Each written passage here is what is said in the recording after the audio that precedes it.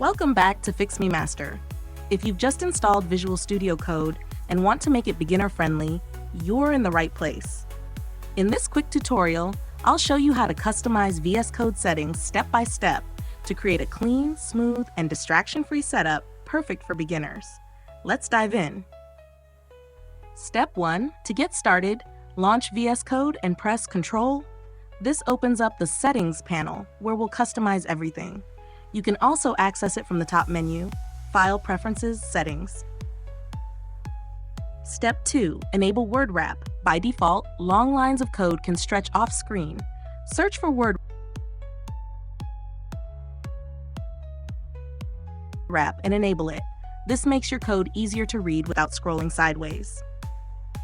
Step 3. Adjust font size.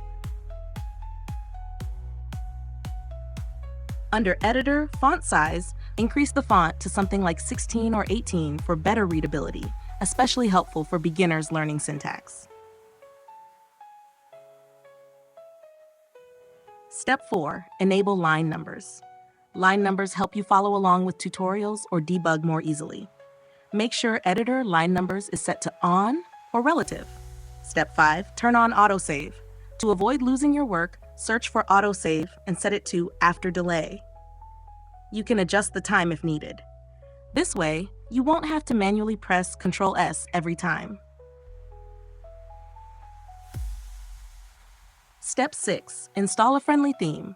Go to the Extensions view by pressing Ctrl+Shift+X. Search for and install a clean theme like OneDark Pro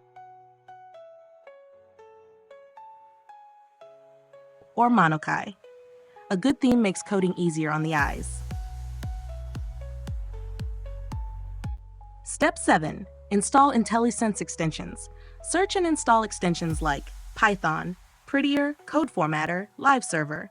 These tools provide autocomplete, formatting, and live preview for beginners working on projects.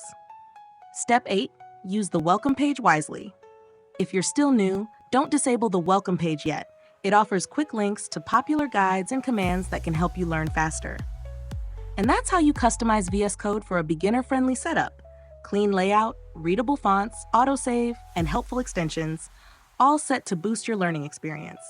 If this helped, leave a like, subscribe to Fix Me Master, and stay tuned for more VS Code tips. See you in the next video.